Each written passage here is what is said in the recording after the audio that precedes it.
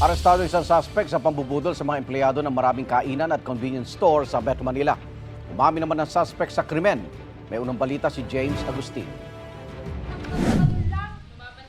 Lumabong ka ng patas kasi kami, nagtatrabaho kami ng maayos, mawawalan pa kami ng trabaho ng dahil sa'yo.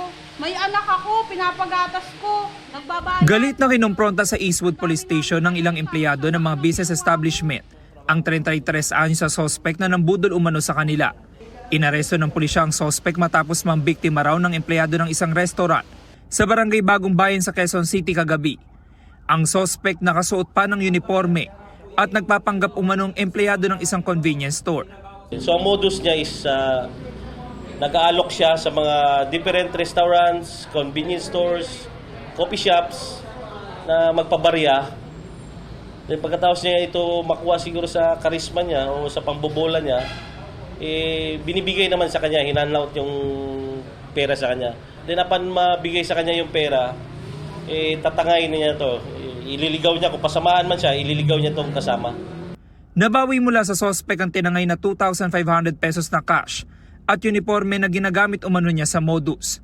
Base sa imbestigasyon, umabot na sa 10 establishmento sa Metro Manila ang nabiktima ng suspect. Mahigit 140,000 pesos ang nanakaw niya sa kabuuan.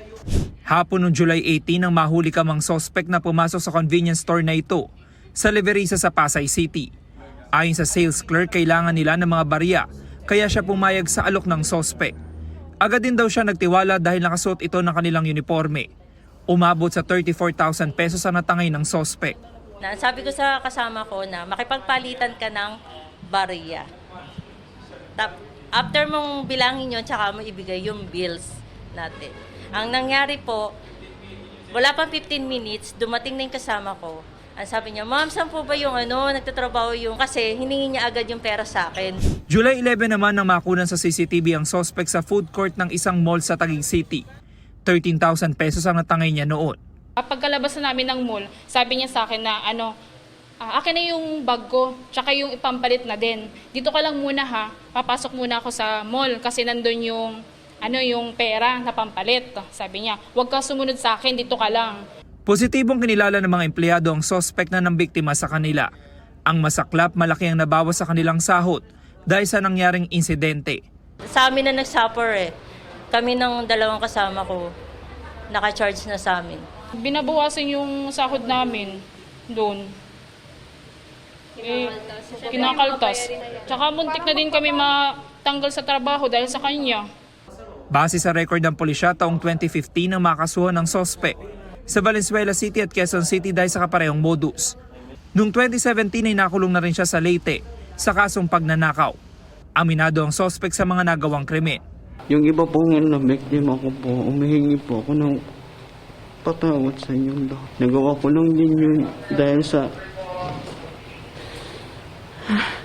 naawa ko sa mga kapatid ko. Saan niyo po pala nakukuha yung uniforme na ginagamit niyo? Hindi, nakita ko lang yun po yun sa jeep po. Maharap ang suspect sa reklamong syndicated estafa. Nananawagan ng pulisya sa iba pang posibleng nabiktima ng suspect na makipag-ugnayan sa kanila. Ito ang unang balita. James Agustin para sa GMA Integrated News.